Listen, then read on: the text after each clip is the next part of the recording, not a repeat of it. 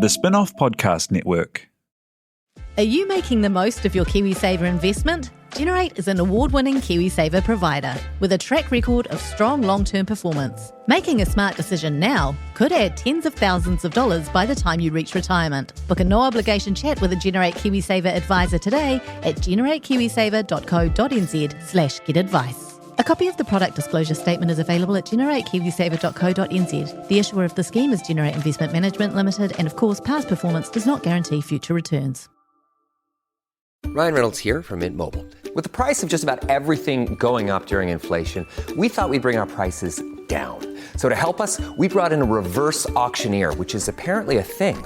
Mint Mobile Unlimited Premium Wireless. How to get 30, 30, bit to get 30, bit to get 20, 20, 20, bit to get 20, 20, bit to get 15, 15, 15, 15, just $15 a month? Sold! Give it a try at mintmobile.com/switch.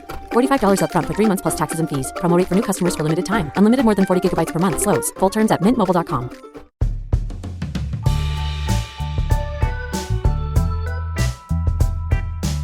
Tēnā koutou katoa. Welcome to the Auckland Writers Festival and this live addiction. It's a good start. Freudian slip right at the start. This live edition of Gone by Lunchtime. No mai haere mai. My name is Toby Manhire.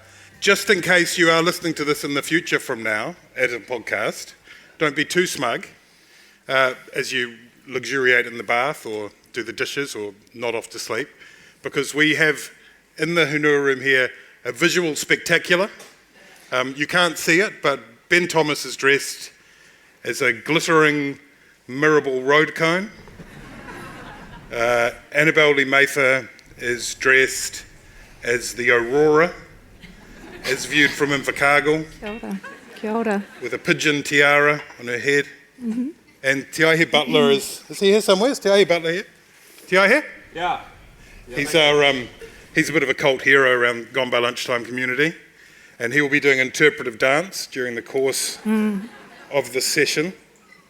The real benefit of being live is that you get to see which rich baritone belongs to Toby and which belongs to me. And the pot plants, obviously, a staple of the Writers' Festival, some of the best pot plants in New Zealand. Now, when you think of the words literature and New Zealand politics, put them together in one breath, I know what you're thinking immediately. You're imagining Todd Stevenson. Unfortunately, he wasn't available to join us this afternoon, so instead we're relying on you to be our special guests and to ask us many interesting questions, maybe really long, tedious statements if you like, just to break the new vogue of chairs denouncing statements at the start. Come on, do a statement, love it, let's do statements. We also have a new system, I don't know if people have been to sessions today, in use at the festival called Slido. And it's very useful, user-friendly, it says here, and will hopefully make the Q&A session go smoothly. And this is a note to the chair. If you look at ease with it, there's a greater chance the audience will feel at ease too.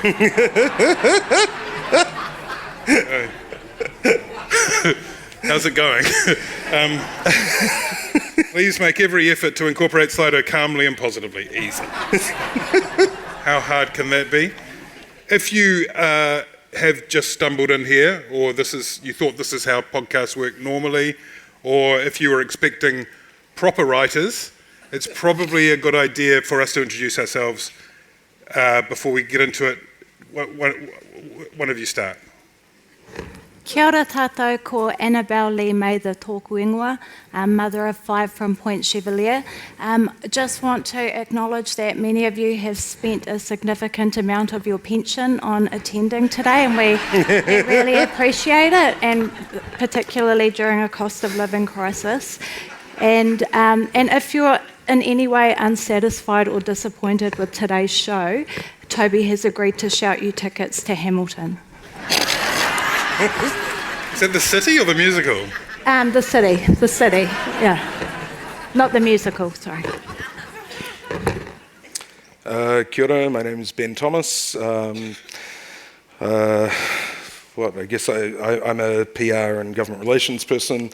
I think I was described by Steve Braunius as a PR trout by Fran O'Sullivan back in my journalist days as a young tyro, which I thought was great until I looked up what tyro meant.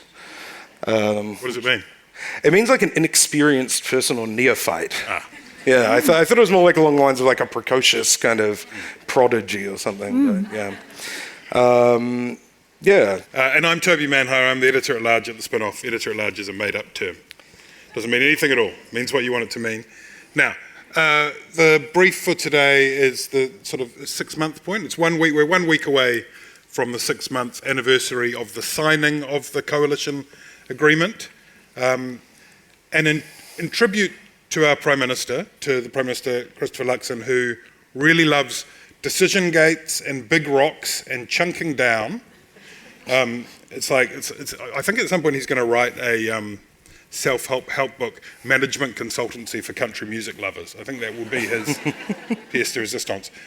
But what he also loves is performance reviews. Everyone loves a performance review, right? So we thought we would do, in some form or other, a performance review of the first 6 months of the coalition government. And I thought I'd start with a quiz question.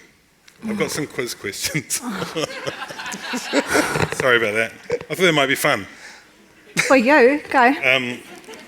Okay, the first question is, who posted a video 9 days out from the last election urging voters to deliver a clear result rather than a messy post-election limbo land of coalition talks? Luxon. Christopher Luxon. No. What? John Key? Yes, John Key. The big brain. What I mean was the old John Key. The old John Key. The reincarnation of... I should have specified. It was an amazing time, wasn't it? I remember a few days before the election, Chris Bishop was making serious warnings about the possibility of a second election if New Zealand First got over the line. And there was also that amazing... The David Seymour versus Winston Peters stuff was really theatrical and fun. David Seymour said that Winston Peters was the least trustworthy person in New Zealand politics. Yeah, said that he would not sit around a cabinet table with him. He called him a clown. And Winston Peters called David Seymour a cuck a lot. Which, in a way, is kind of how it worked out. If you were to parallel the post-election kind of landscape with classic film The Graduate, the last couple of weeks of the campaign were kind of like the scene near the end where, is it Benjamin Braddock? Is that the Dustin Hoffman character? Right. Is like pounding on the perspex or glass walls of the church, trying to interrupt the wedding between his beloved and her fiance. He's yelling and screaming, and then the end of the movie is kind of like all three, Christopher Luxon, David Seymour and Winston, all getting on the bus together and sitting in the back seat uneasily. Beautiful. Yeah. Beautiful. It's... all right, another question. Okay, another question. What do the following numbers refer to? 49 in 100 and 36 in a quarter. 49 in 100. In 100. I have no idea. The 100-day plan. Oh, the 100-day. It's the 100-day plan. Yeah. It's the 100-day plan and its successor, the 36.3-month action plan, which I think we're about halfway through. Now, you all knew that. You're all keeping that on the bathroom wall. As someone who works in digital media, I have to approve of government by listicle. I think it's a very good approach. The only thing they didn't do is they should have, at the top one of all those lists, every fool knows you write this list. And then as soon as you've done it, you can do a line through it, and then you can carry on. How do you think they've performed so far, Annabelle? What's the, how do you think this government thinks it's performing? Is that what you'd ask at the start of a performance review? How do you think you're doing, if you're the government? I think that Peters and Seymour have good reason to feel like they've done very well. I think they're, for the most part, delivering to their supporters. They're continuing to deliver the right messages. They've got critical pieces of their policy platform over the line. I don't think I don't think Luxon will be as pleased with his own party's performance. Besides from repealing things, they've sort of struggled to get some of their key things over the line. We see, fast trackers quickly descending into a horror show. And when they have done some sort of successful stuff, it's been overshadowed by Winston Peters saying something controversial or Seymour the same. So, and then of course we had the poll a couple of weeks ago. So I don't think they will be feeling as pleased as perhaps Seymour and Peters are. What do you reckon, Ben? I think if you were to ask Christopher Luxon how it's going, he'd say great. it's 100%. In fact, all of the things that he does say in interviews, he'd talk about. What do you think he would say if you pumped him up with truth serum and got him to? Yeah, I was going to say, do you think that's his outside voice saying that, but do you think his inside voice says that? I think if you restrained and sedated Christopher Luxon to sort of hear only sort of, an unexpurgated version of the inner monologue coming out, without a filter, I think it would be even more incomprehensible than most of the things he says. I think it would just be sort of basically 100% sort of business book jargon, what I would say to you is what I would say to you on repeat. Which is something I find very endearing about him, actually. There's a lot of bureaucracy, we all know about political speech, George Orwell, to cover up the sort of, the substance of thin air or whatever the quote is, that, we have fallen into these kind of tropes or cliches of political speech that really are designed to obfuscate the fact that you're not doing anything, that you're not taking any action. There's processes, there's working groups, there's all sorts of things like that. In contrast, when Christopher Luxon is using, there is a contrast of another kind of jargon, which is when you're a specialist, so, medical jargon, scientific jargon, which sort of neatly encapsulates complex sort of concepts and makes them easier to communicate, at least within the profession. And I think that's how Luxon sees, all the corporate speak that he uses. He doesn't see it as sort of arid, meaningless waffle. He sees it as the most sincere form of communication to make himself understood by the New Zealand public. It's like those movies where a spaceship parks down and starts just letting out strange sounds and tones and colours, and you know that they're trying to make contact.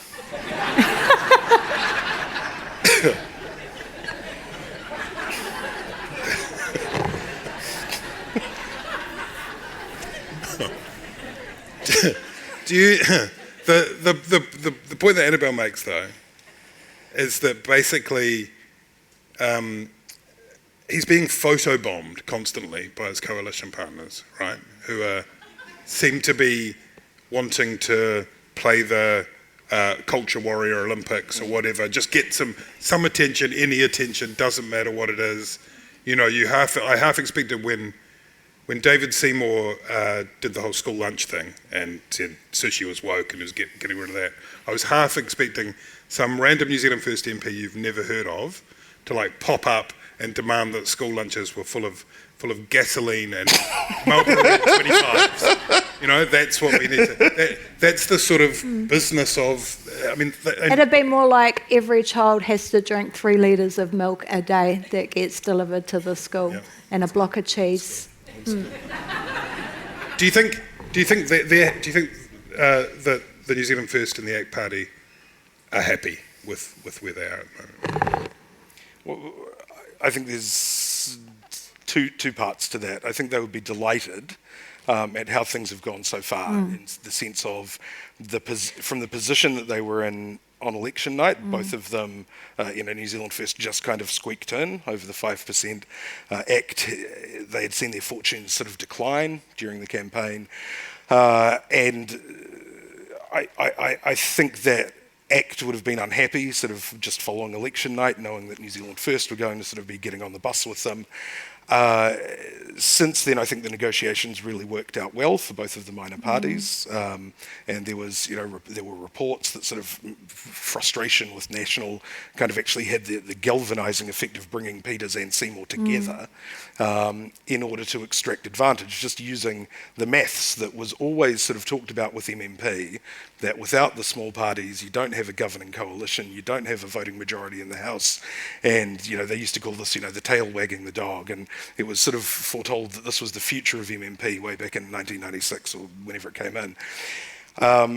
But minor parties haven't tended to do that, and this is the first time when the minor parties are really wielding power, because they not only kind of screwed down into quite significant concessions in the coalition agreements, which are very, go down into a lot of detail in a lot of cases, but also, as the agenda moves forward, they're very clear that the coalition agreements are not the entirety of what they expect from this. They both got very strong representation in the executive, so much so that National actually has 14 cabinet ministers, and far fewer ministers outside cabinet than they would have liked.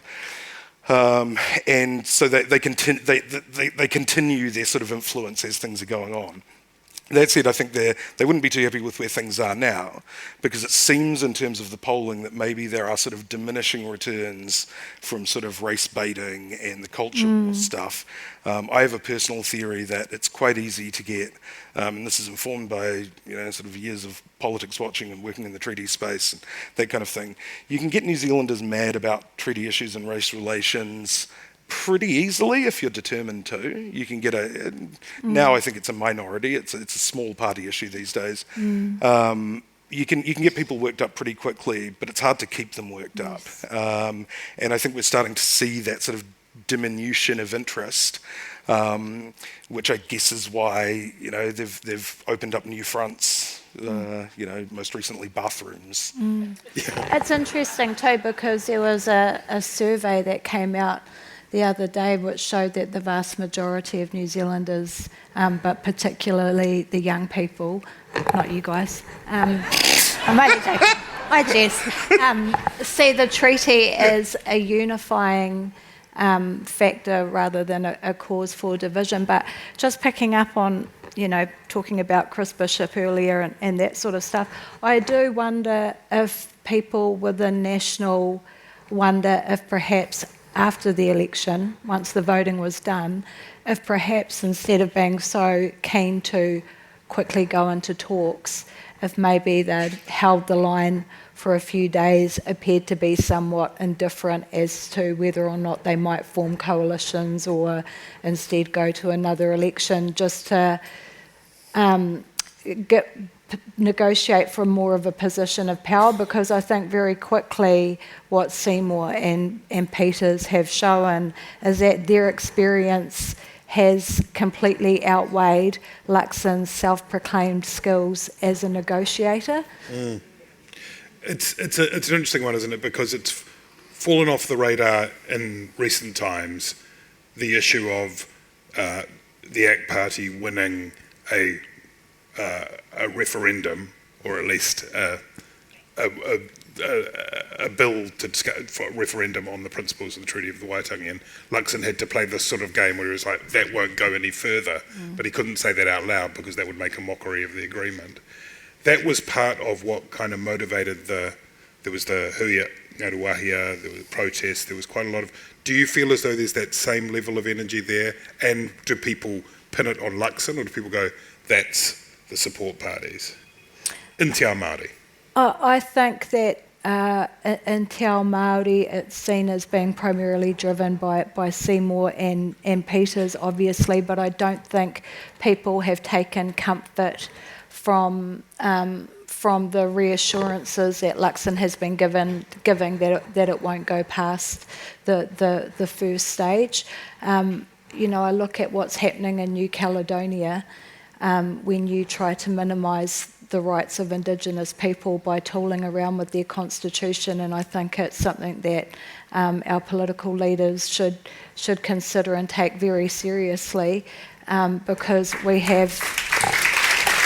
size. But, you know, we have worked very hard as a country to create our treaty relationships and you know, work in partnership together, and we don't want that to be undone. We don't want to be like New Caledonia, so I hope it gives them reason to pause and think more carefully about some of the decisions and rhetoric that we're hearing.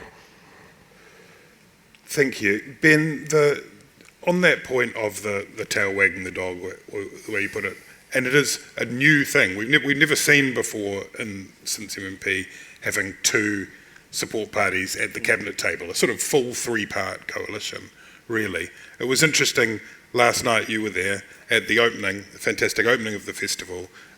Richard Flanagan, incredible Australian writer, made a few wry comments about Todd Stevenson, but he described the government arts minister. I think he said the arts minister, and everyone roared with appreciation or derision or whatever it was.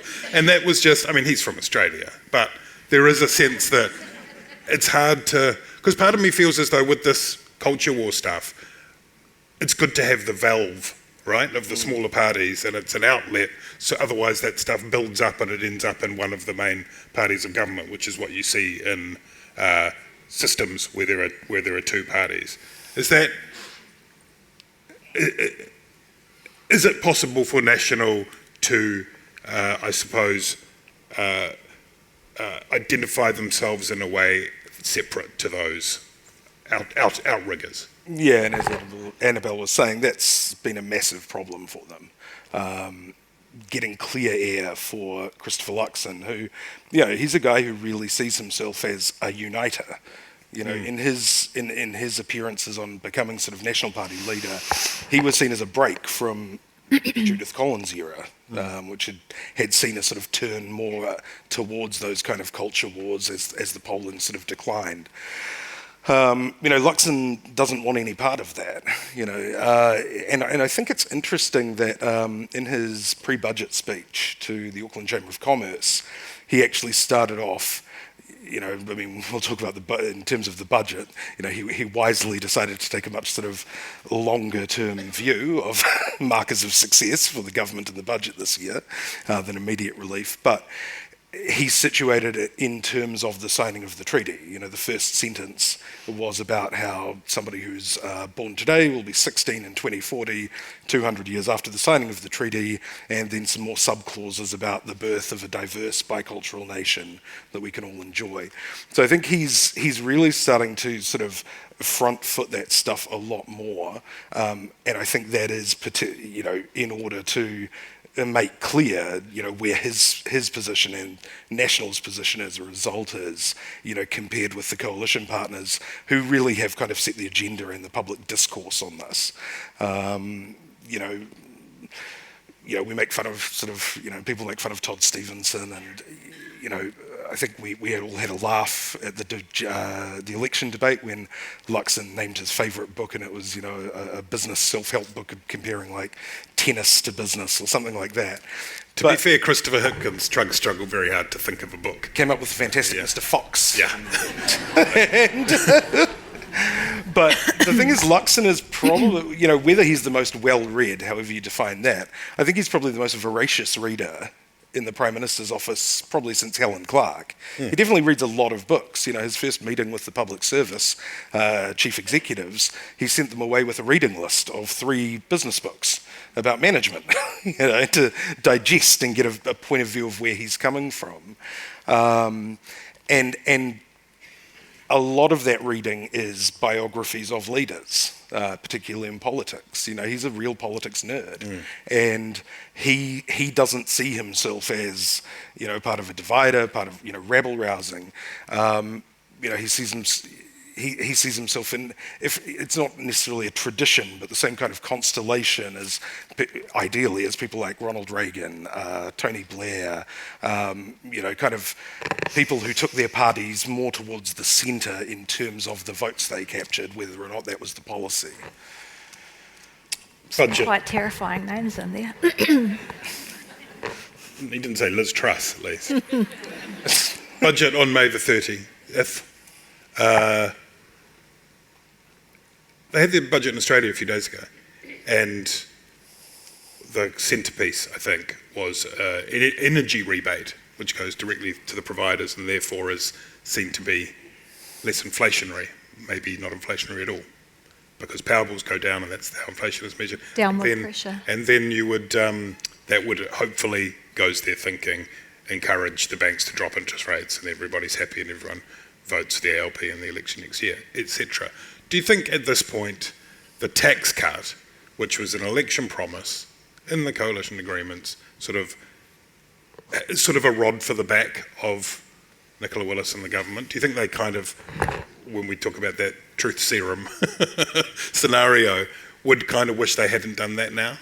Because like this energy rebate in Australia is less progressive than the tax cut from a Labour government, but people are, well, that's what you need in this cost of living crisis. People don't seem to be. I know the polling people support it, but I don't know. I reckon.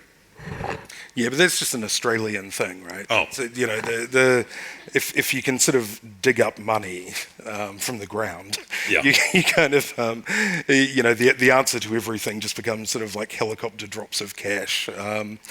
And obviously, we're living in much more straitened times over here. And yeah, look, I mean, if nothing else, it'll be something that Chris Hipkins might be thinking about as sort of various elements of Labour try and reignite the debate over their tax policy at this stage in the cycle, which is that Christopher Luxon adopted those tax relief promises at the beginning of 2021, before, you know, cost of living crisis had really gotten to, the beginning of 2022, which was before the cost of living crisis had really kind of taken off as a sort of meme. It was when inflation was growing but kind of hadn't hit. So there are dangers in kind of committing yourself to these things so early in the piece, because, you know, the environment and the government fiscals can change pretty quickly. Yeah, Thomas Coughlan had a really interesting piece in the Herald saying that Treasury, you know, literally hadn't used the phrase structural deficits until the new government came in, and, you know, they might claim that that's because the economic conditions deteriorated sort of like a flash flood, and the government spending was no longer sustainable. But so, you know, in terms of forecasting things a couple of years out, yeah, you know, they didn't so much create a rod for their own back as a sort of sword of Damocles, which is kind of hanging as a thread, you know, for so many years. And it's going to be difficult. They can't square the circle. I mean, politically, it should be, you know, there's probably some upside for them, in the sense that the cost of living issue has been with us for so long. Most people's real wages have gone backwards during that time. And, you know, so even if they can deliver the $20 tax relief or whatever for an average earner or a $70,000 earner, that will sort of be, you know, even though in inflationary terms, greatly reduced from when it was first promised, say, back in 2005 and became a staple of campaigns. But people might be so desperate for anything that $10-15 might kind of be more surprisingly well received. I would have thought that they would think that the tax breaks for landlords has been more of a rod for their back, because the problem with that piece of legislation is they're very quickly going to be measured against it. So, you know, the idea was that it was going to create downward pressure in the rental market. We're soon going to see whether or not that's the case. I think probably in retrospect you'd be more inclined to sprinkle tax cuts around, which makes everyone happy, rather than the burden of, is it $2.8 billion, finding that down the back of the couch to please a very limited voter group who are not going to do their bit for the government by then making rents cheaper. I'm Toby Manhire, and this is Juggernaut, the story of the fourth Labour government, a podcast in 6 parts. Doesn't give my opponents much time to run up to an election, does it? This nation is at risk. What do you think you're up to now, you perverted little liar? I could smell the uranium on it as you lean towards it. There's a radical overhaul in the history of New Zealand's administration. Juggernaut, the story of the fourth Labour government, made with the support of New Zealand On Air. Listen now on The Spin-Off or wherever you get your podcasts. Are you curious about how business can be better? I'm Simon Pound, and I host Business is Boring, a podcast where I kōrero with some of the most interesting people in entrepreneurship, commerce, and making things happen. Tune in to Business is Boring every Tuesday, brought to you by the Spin-Off Podcast Network in partnership with Spark Business Lab. The other problem that they have is that Christopher Luxon, remember, in the campaign talked about how New Zealand had become wet, whiny and inward-looking, I think, and there was a lot of mojo talk. We talk about mojo a lot on the podcast. It's a good subject. If this has to be a budget, was like, yes, a tax cut, but actually things are really tough, then it's hard to, at the same time, turn around the mood. Because in a way, what can you do, right? Like, what can you do? Do you just wait it out? Do you just wait it out and go, it's our first full budget, we're looking at 18 months down the track with an election, interest rates we drop will be all right. Is that as simple as that? I just wanted to go back to the wet, whiny, what was it? Wet, whiny? Wet, whiny and inward looking, yeah. So I did a bit of research. Oh. These are empirical questions. Yes. In terms of wetness, if you compare a random, any random period from 2023, let's say the time between the Auckland anniversary floods and when I was stuck in Wairoa by Cyclone Gabrielle, with the comparable period in 2024 under a national government, less wet. Science. Climatology is a science. We can determine this. Whether people are, more or less whining, fewer people are whining about their flooded houses. Are people? I would think that whining is not just complaining; it's complaining about things that don't matter. There's been a lot less complaining about All Black coach Ian Foster this year. Okay. So let's give him a qualified pass. In terms of whether more or less inward-looking, good news on that front. Net outflow migration of New Zealanders was a record 52,000 citizens in the year to March. Wow. And the departures lounge is packed. Australian recruiters say that they're fielding interest from New Zealand doctors, nurses, policemen. New Zealanders have never been more outwardly focused and engaged with the world than they are now. So, Annabelle, you touched on the fast-track legislation, which is, if you're sort of looking around for something that kind of encapsulates all the different parts of this government, the challenges, the attempt to get stuff done, the coming up against opposition, whether it be from people who are concerned about the environment, climate change, from some parts of Te Ao Māori, it kind of has all that in there together. Where is it at? It's interesting, it's just gone to select committee, this fast-track bill. I think there were how many, were there 27,000 submissions? A lot of them will be Form 1, but still, that's quite hefty. And Chris Bishop from National Side has sort of started to look a bit, I don't know whether the comparisons to throwback to Muldoon got to him or what it was. He's sort of saying, obviously we're going to look at the process and the submissions and we may roll it back a bit. Even Shane Jones, who is Mr. Drill Baby Drill, I think he literally said that, and he's out there picking fights with dolphins and stuff. Yeah. Even he seems to be now slightly inching back on it. Is that how you see it? I think that Bishop is concerned that there's 27,000 submissions gumming up the works, to use one of his phrases. It does feel like they are retreating. You would expect at the very least that the panel of experts would get the final say rather than the ministers. Mihi and I are working on a story at the moment, I digress, which is a bit of a parable for fast-track legislation, and it's about the pulp and paper mill in Kawero, and which was set up under the Pulp and Paper Mill Enabling Act in the 1950s. And despite being owned by some very rich people at different times, including Norske Skog, they have walked away from that place, leaving $2 billion of toxic waste on Māori land. So, and they've got the Norske Skog have gone into liquidation here. So there's some very real and serious issues to consider in when it comes to the fast track legislation.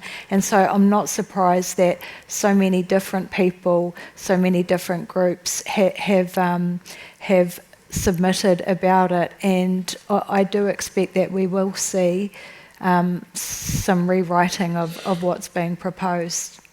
Which is arguably the system working, isn't it? Like, I mean, the RMA was obviously a problem in terms of getting important pieces of infrastructure done, maybe less so on, big mines and so on, but we could argue about that. But you, Ben, have pointed out before that the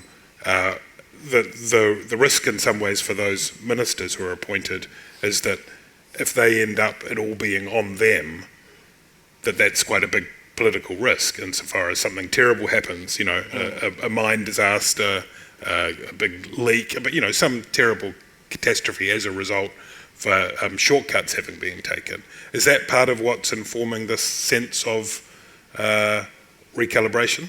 I would think so. I actually thought it was quite a courageous move to introduce the fast track legislation as it was, not necessarily in a bad way, because we don't get enough things built. If it was used as a circuit breaker to kind of, jumpstart a few kind of projects, then maybe. Particularly, I think there is a difference between where National and New Zealand First are probably coming towards it from, which is that National are thinking about roads, they're thinking about electricity grid infrastructure, they're thinking about renewable generation and the barriers to getting all of that infrastructure up and running. Shane Jones is trying to think of new and inventive ways to kill native snails, and so there is a something of a sort of gap between their sort of intentions there.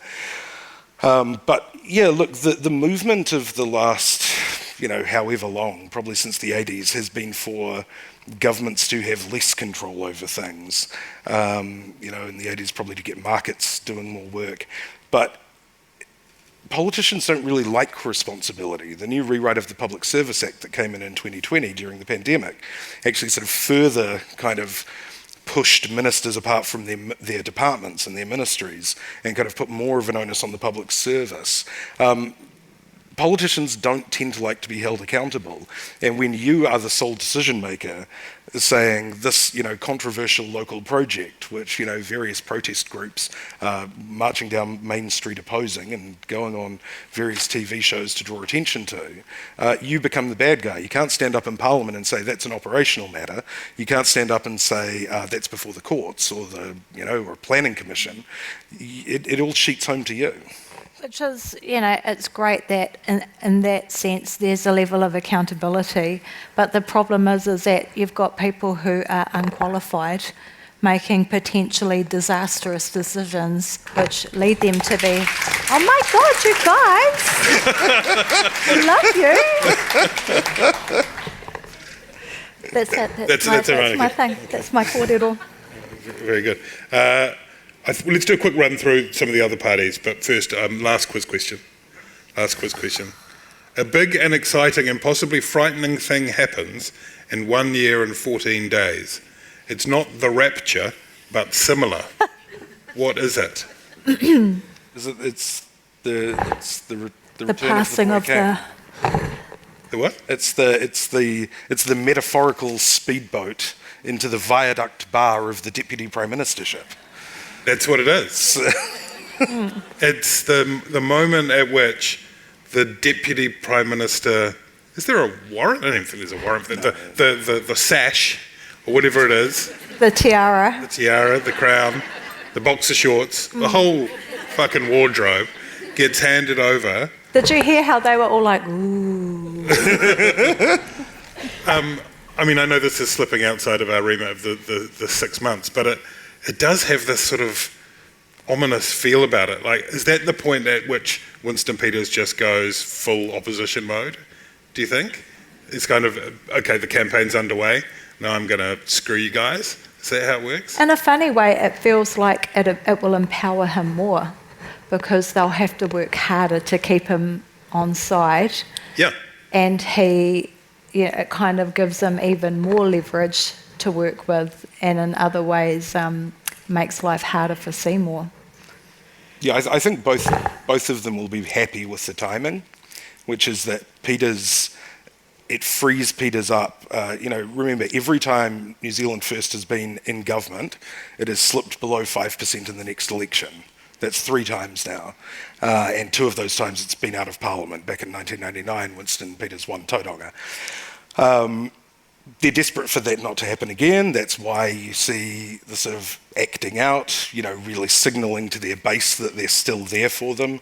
Sort of strange things like instructing our diplomats to go to the World Health Organization meetings and talk about how we need to be able to opt out of their rules during the next pandemic, which would not normally be what a small trade-exposed country dependent on the international rules-based order would do. And he'll have even more of a sort of loose commission to do that after he's not the Deputy Prime Minister, which is, of course, what kind of hamstrung him with the Ardern government. He'll be able to tell people what he really thinks. No more holding back, no more discipline, all on. I've done a lot of foreign visits, no more. Now I'm going to... And Seymour, I think, will be happy because ACT's future, I think, has to be as the sort of responsible partner for National, and he will be able to do that. And as Deputy Prime Minister, that'll be around the time that his regulatory agency is up and running sort of in full swing. So I think the timing works out well for both of them. Let's go really quickly around the other parties that are in Parliament. The Labour Party, I don't think we barely mentioned them. They have, at minimum, managed not to kind of go on a ritual disembowelment that lots of parties do in opposition. At some point, they've got to start saying things. They've been quite good at trying not to, too heavily. I think, the cliche is not to bark too many cars and so on. That time runs out at a certain point, doesn't it, Bells? They've got to start laying out a new vision. I guess so. They're kind of making little noises that seem to be going well, like there's some self-reflection about, introducing a wealth tax and all of that. I kind of think if it ain't broke, don't try to fix it. They're chugging along. Things are going smoothly for them. People aren't, burning down the building or jumping out of windows. Their vote seems to be, for the most part, holding up. So I think they can just keep cruising at the moment. No one's even looking at them. And then you've got the Greens where, every other week there's a disaster and they're growing. So, just keep doing what you're doing, guys. You're fine. They're just kind of, one day whoever was 33rd on the list for the Green Party is going to wake up to a message saying, you're in. Your take, Ben, Labour, the Greens? I've been staying in Newtown down in Wellington. Yeah. So as a small business owner in the Rongotai electorate, I live in constant fear of being ambushed by Julianne Genter. But the way the Greens have dealt with their errant MPs is it's sort of classic Greens. The investigation into Darlene Tana has been going for nine weeks. It's like those the thing they do with Japanese salarymen.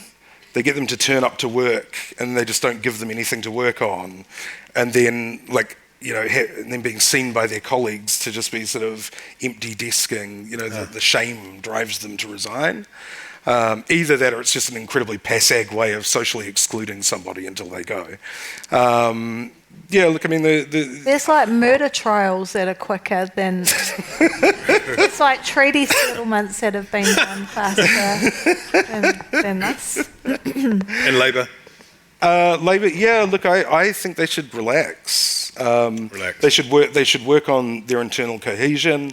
If they have policy development to do it in private. I think Luxon and National and the tax policy shows that you don't want to lash yourself to the mast too early in the term. Even the announcement of charter schools, which in the past people like Kelvin Davis and Willie Jackson have supported. Initially, Chris Luxon said, "Well, we're not too sure what our position is on this." He obviously had a bit of a tune-up from people in his cabinet or something, and then came out, vehemently against them later in the day. But why not wait to see if they work? You can always lash them in 2026 if it's not working. But the government is going to do what it's going to do, and so you need to mobilise opposition to the obvious things that are within your sort of remit, but don't take too many chances at this stage. Te Pāti Māori? Te Pāti Māori, I think, was interesting listening to the criticism of Maria Mino Kapa Kingi the other week when she talked about, the government wanting to exterminate Māori. Frankly, in terms of a Māori voting bloc, those are exactly the messages that are resonating. And so I think they're not worried about, and I thought it was strange too for the Greens and Labour to weigh in on that. Like, they don't need to comment on what Maria Mino is up to. So I think they're doing exactly what ACT is doing in terms of they're speaking directly to their voter base. I think they've taken a really principled stance on speaking out on issues like Gaza. So I think, for a party in opposition, they're doing as well as can be expected, and I think, they'll probably be rewarded come the next election for it. When the rubber hits the road, of course, is when you're in a position to potentially be on the Treasury benches or hold some portfolios. They've and that's the luxury of not being there. Yeah. Ben?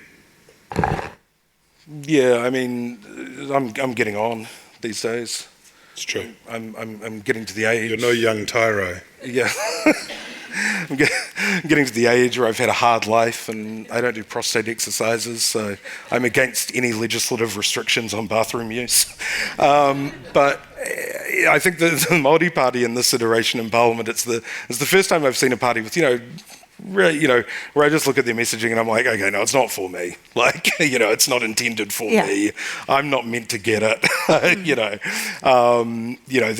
They're purely oppositional, purely antagonistic. It's working great with their base, which I think is probably younger Māori, particularly those who are sort of like, kind of linking up issues in Te Ao Māori with other sort of Indigenous struggle around the world. I think it's quite an internationalist sort of view. And it's a smart move too, because of course the majority of the Māori population is young, and that was the problem with the last iteration of the Māori Party, is that they played to an older, more conservative branch of Te Ao Māori, and ultimately it came back to bite them.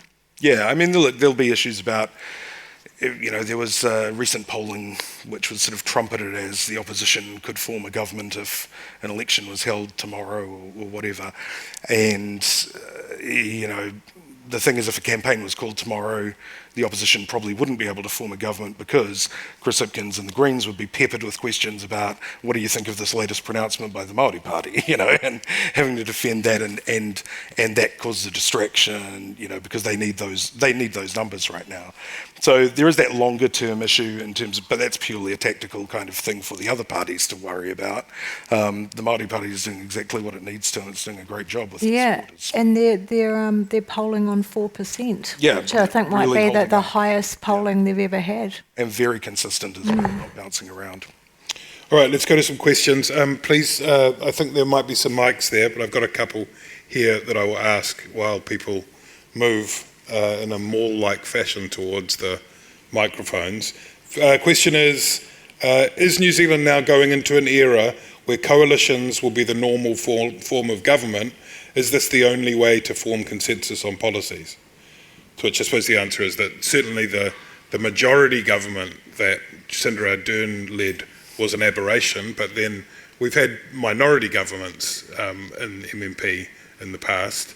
I guess in a way the question would be whether the parties that have been support parties in minority arrangements have found that they've been punished despite not having the same power or leverage, and maybe this is an example of people going, well, if I'm going to go in, I'm going to go in boots and all and be in a coalition. What do you guys think?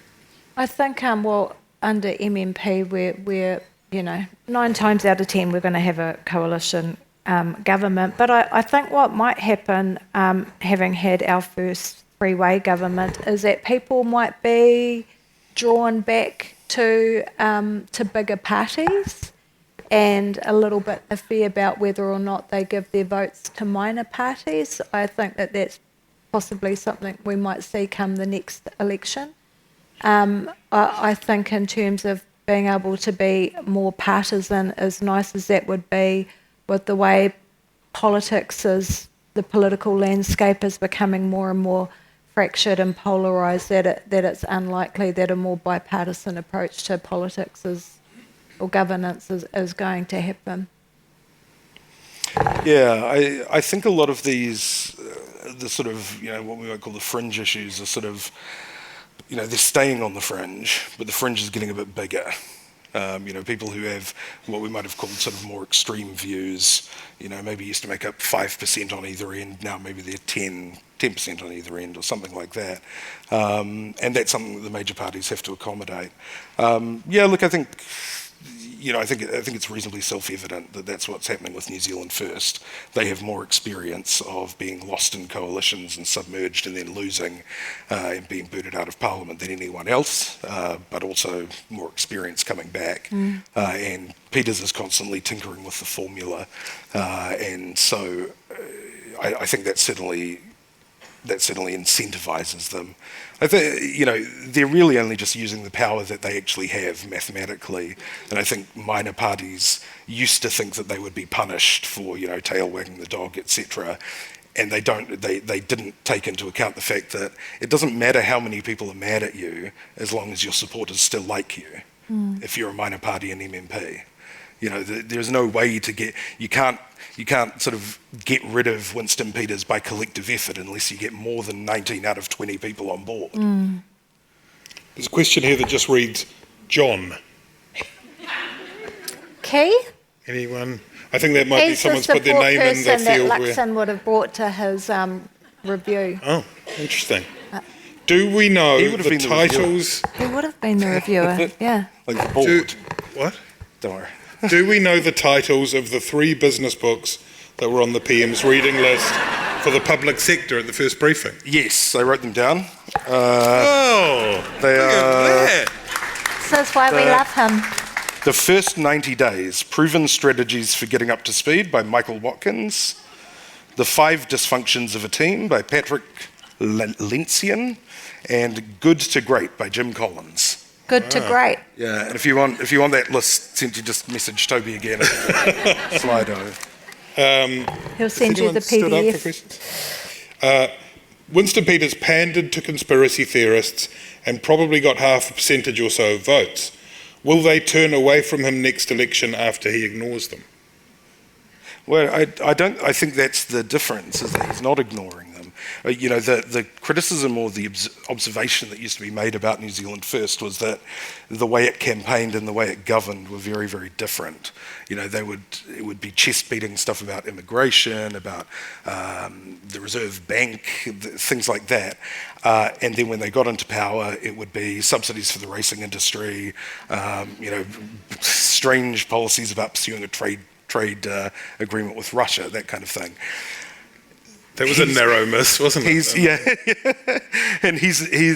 And what's happened is, in this term, he's clearly narrowing the gap. I was one who was wrong. I thought that he would sort of shelve all of the kind of conspiracy theory talk once he became the foreign minister, because you would expect that's a great office of state. You're representing New Zealand on the world stage.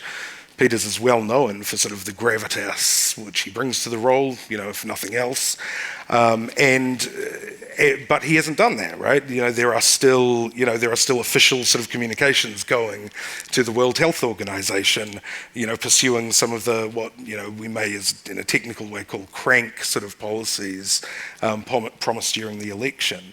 And again, the introduction of a private member's bill about bathroom use, which admittedly that's not coming from Peters himself, but it's a New Zealand first bill, and he was promoting it. It shows that I don't. There will always be the people who think that he hasn't done enough, but he's certainly signalling to them.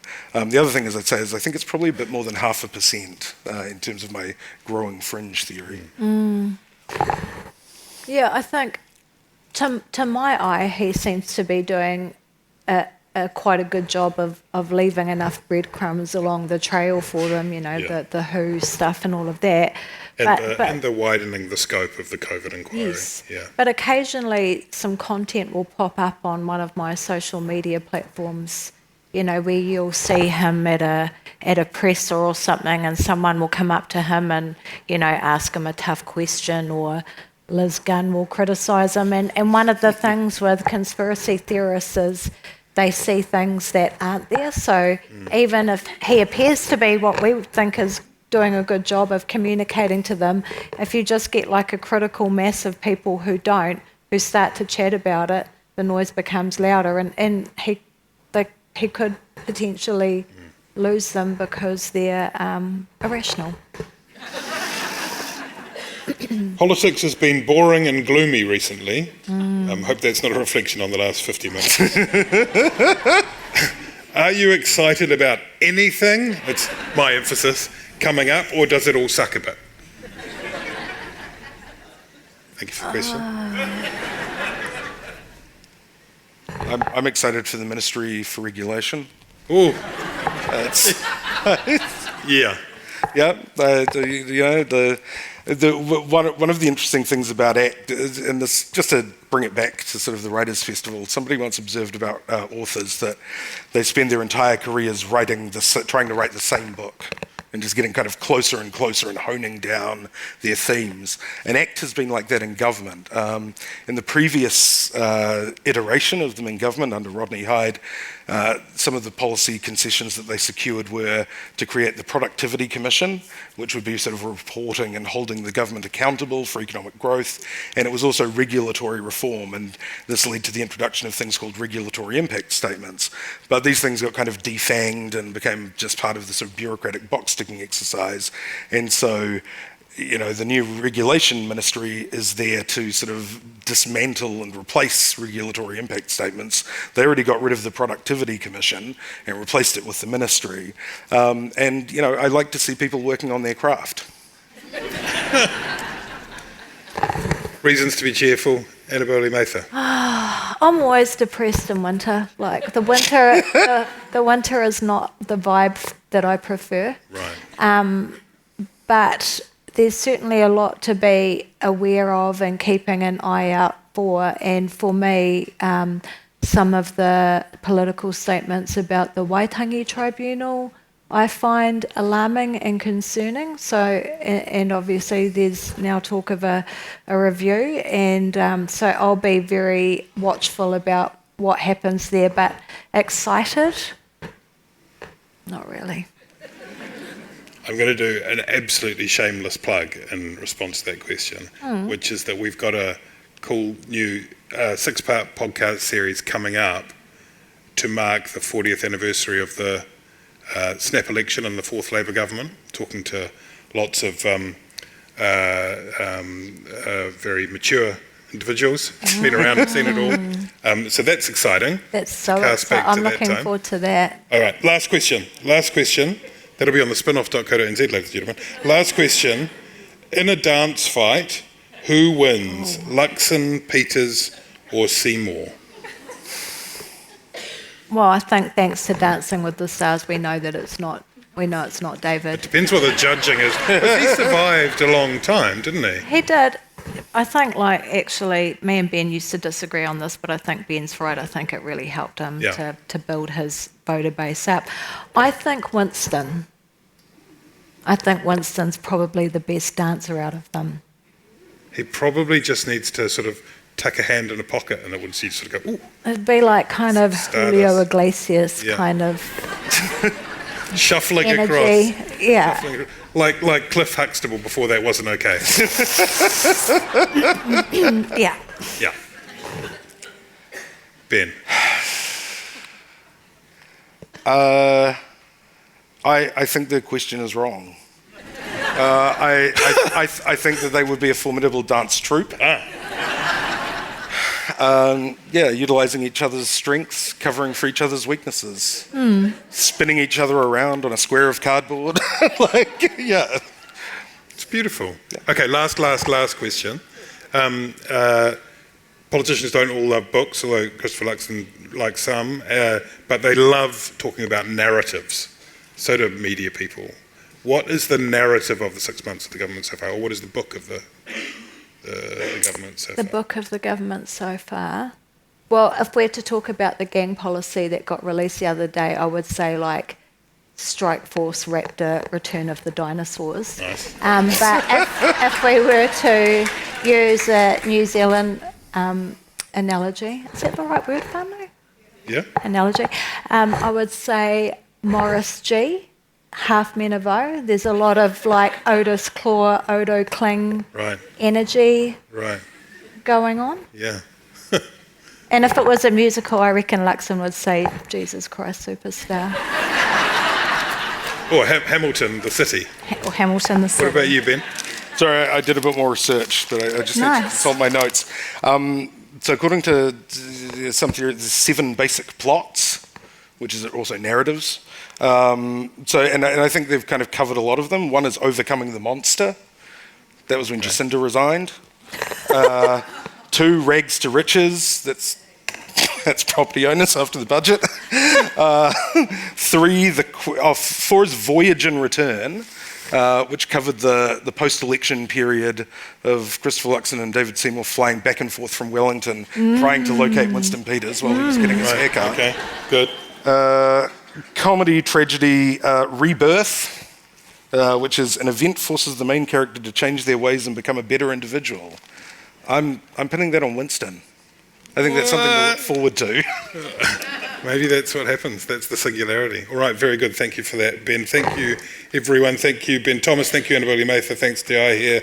Nō reira, tēnā koutou, katoa.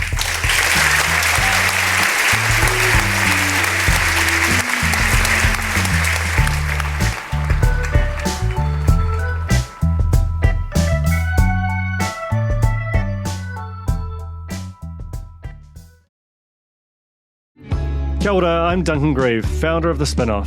You can help us keep all of The Spinoff's award-winning journalism free for everybody by becoming a member today at thespinoff.co.nz/donate.